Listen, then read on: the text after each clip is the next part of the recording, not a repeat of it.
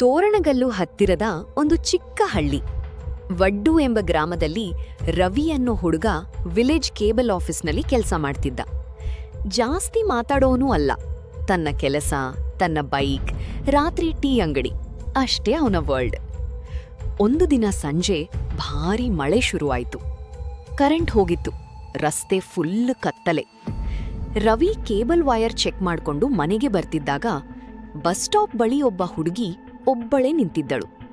ಬಿಳಿ ಚೂಡಿದಾರ್, ಕೈಯಲ್ಲಿ ಹಳೆಯ ಬ್ಯಾಗ್, ಮಳೆಯಲ್ಲಿ ಸಂಪೂರ್ಣ ಒದ್ದೆ. ಮಂಜ ಬೈಕ್ ನಿಲ್ಸಿ ಕೇಳಿದ, ಈ ಸಮಯದಲ್ಲಿ ಇಲ್ಯಾಕಿದ್ದೀರಾ? ಅವಳು ನಿಧಾನವಾಗಿ ಹೇಳಿದಳು, ನನ್ನ ಹೆಸರು ನಂದಿನಿ. ಲಾಸ್ಟ್ ಬಸ್ ಹೋಗ್ಬಿಟ್ಟಿತ್ತು. ಮಂಜಾಗೆ ಸ್ವಲ್ಪ ಡೌಟ್ ಆಯಿತು. ಆ ಹಳ್ಳಿಯಲ್ಲಿ ಅವಳನ್ನ ಯಾರೂ ನೋಡಿರ್ಲಿಲ್ಲ. ಆದ್ರೂ ಮಳೆಯಲ್ಲಿ ಬಿಡೋಕೆ ಮನಸ್ಸಾಗ್ಲಿಲ್ಲ. ಅವಳನ್ನ ಟೀ ಅಂಗಡಿಗೆ ಕರೆದುಕೊಂಡು ಹೋದ. ಟೀ ಕುಡಿಯುತ್ತಾ ನಂದಿನಿ ಇಬ್ಬರು ಮಾತಾಡೋಕೆ ಶುರು ಮಾಡಿದರು. ರವಿ ಲೈಫ್ನಲ್ಲಿ ಮೊದಲ ಬಾರಿಗೆ ಯಾರನ್ನೋ ನೋಡಿ ಸ್ಮೈಲ್ ಮಾಡ್ತಿದ್ದ. ಆದ್ರೆ ಒಂದು ವಿಚಿತ್ರ ವಿಷಯ ಇತ್ತು. ಅವಳು ಯಾವತ್ತೂ ಫೋನ್ ಯೂಸ್ ಮಾಡ್ತಿರ್ಲಿಲ್ಲ. ಯಾರಾದ್ರೂ ಯಾವ ಊರು ಅಂದ್ರೆ ಟಾಪಿಕ್ ಚೇಂಜ್ ಮಾಡ್ತಿದ್ಲು. ಸ್ವಲ್ಪ ದಿನ ಕಳೆದಂತೆ ಇಬ್ರೂ ಹತ್ತಿರ ಆದ್ರು. ರವಿ ಅವಳನ್ನ ಸೀಕ್ರೆಟ್ ಆಗಿ ಭೇಟಿ ಮಾಡ್ತಿದ್ದ. ಮಳೆ ಬಂದ್ರೆ ಮಾತ್ರ ನಂದಿನಿ ಹೊರಗೆ ಬರ್ತಿದ್ಲು.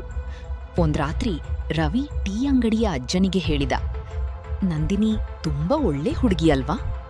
ಅಜ್ಜ ಸಡನ್ಲಿ ಸೈಲೆಂಟ್ ಆಯ್ತು. ಯಾವ ನಂದಿನಿ?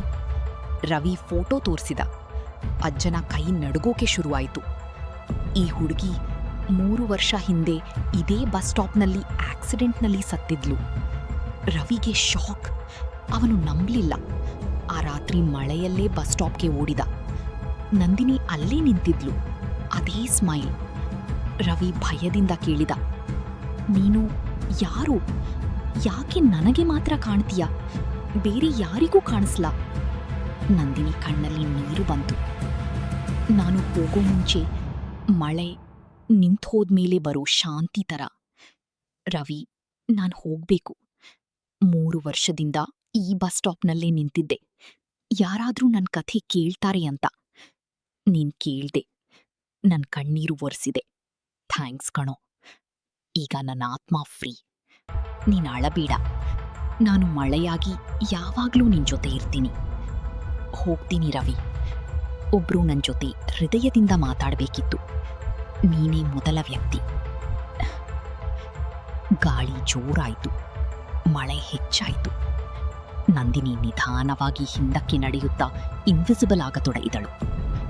ಹೋಗೋ ಮುಂಚೆ ಒಂದು ಮಾತು ಹೇಳಿದಳು, ಲವ್ ಅಂದ್ರೆ ಯಾವಾಗ್ಲೂ ಜೊತೆಯಲ್ಲಿರುವುದಲ್ಲ, ನೆನಪಲ್ಲಿ ಉಳಿಯೋದು. ಅವಳು ಮಾಯವಾದಳು. ಮುಂದಿನ ದಿನ ಬಸ್ ಸ್ಟಾಪ್ ಬಳಿ ಒಂದು ಜಾಸ್ಮಿನ್ ಹೂವಿತ್ತು. ರವಿ ವಿಯೋ ತುಂಬಾ ಶಾಂತವಾಗಿ ನಗುತ್ತಾ, ಹೋದ್ರಾ ನಂದಿನಿ? ನೀನ್ ಹೋದ್ರೂ ನಿನ್ ವಾಸನೆ ಬಿಟ್ಟು ಹೋಗಿದೀಯಾ?